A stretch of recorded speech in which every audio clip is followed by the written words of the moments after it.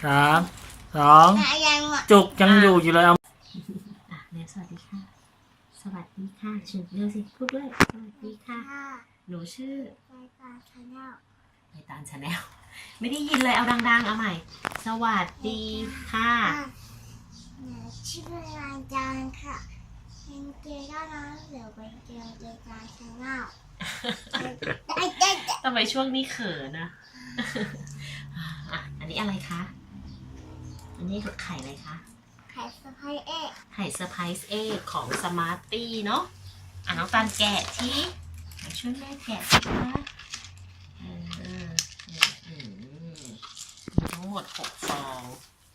เนาะมีทั้งหมด6ฟองนี่อุ๊ยออกมาแล้วเจ้านี่มี6ฟองตั้งไว้หยิบกระฟองนึงเขย่าด้วยเขย่าให้ดูให้ฟังสิมันน่าจะมีอะไรนะแก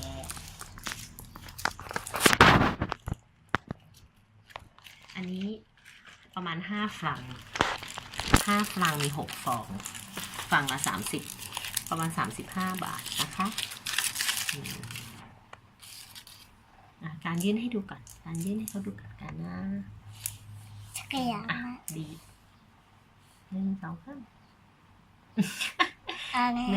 2 3อุ้ยโอ้ยเละเดี๋ยว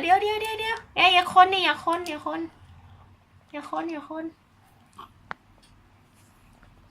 มีอะไรอยู่บ้างมีสมาร์ตี้อร่อยไหมก็มีเม็ดสมาร์ตี้อยู่ข้างในก็เป็นไข่อร่อยไหมมีของเล่นไหมไม่มีของเล่นมีแต่ช็อกโกแลตเห็นไหมมีแต่ช็อกโกแลตแล้วก็มีสมาร์ตี้ไข่แบบนี้สมาร์ตี้เหมือนกันน่าจะเหมือนกันทุกลูกนะใช่ไหมตาลอร่อยเนาะช็อกโกแลตอร่อยดีสมาร์ตี้ด้วยเนี่ยสีอะไรคะ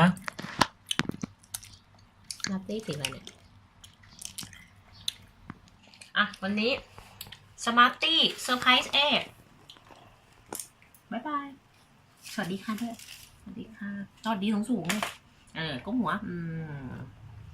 บ๊ายบาย